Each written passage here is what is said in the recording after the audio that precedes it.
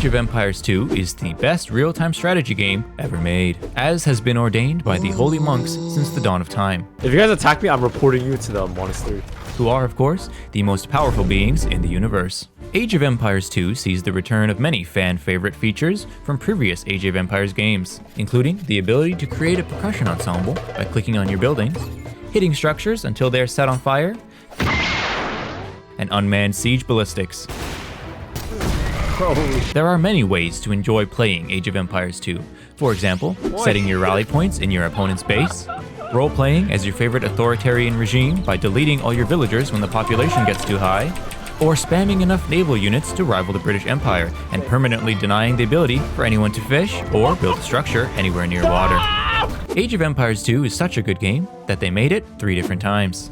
The first time, it was super scuffed and came out before many of you were even born. The second time, they made it HD.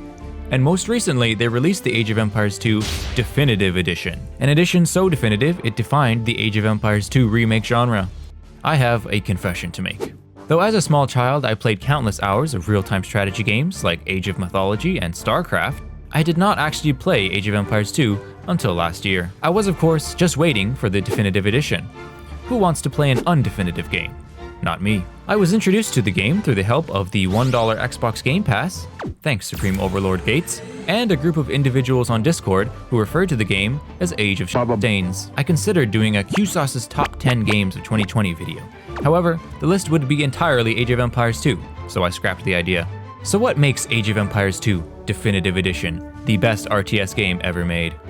Well, first of all, it doesn't have a lot of competition. The only other notable RTS game that has come out in the last 10 years is StarCraft 2. That game is a masterpiece, however, the online is filled with Koreans who can have a pop-capped army ready before you even finish clicking on your workers to hear all their voice lines. SCV ready! The graphics in Age of Empires 2 are one step beyond HD. They are, in fact, definitive, which means the game looks pretty good. But what really makes the game so enjoyable is, of course, its gameplay. AoE 2 has the perfect balance of macroeconomic building and individual unit micro.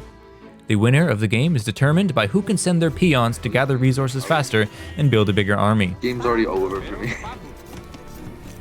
Age 2 also has a ton of different factions, each with their own unique bonuses and units. For example, flaming camels, or anime sword fighters. The game features a robust counter system, which rewards you for reacting to the composition of your opponent's army.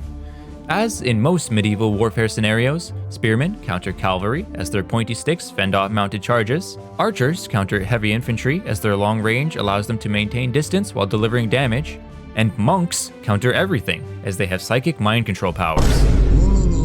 My favorite faction to play is the Huns. The reason for this is because they start with the maximum population limit, and so you don't need to worry about building houses. You must construct additional pylons. I want to spend military units, not play SimCity. You will enjoy playing Age of Empires 2 if you are based, you know what a baneling is, siege warfare activates your almonds, or if you've ever enjoyed any RTS game before. If you want to try it out, you can do so for concerningly low prices.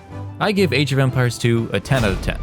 If you enjoyed watching this video, subscribe, or play the game and tell your opponent QSauce sends his regards before you destroy his fishing economy with demolition ships.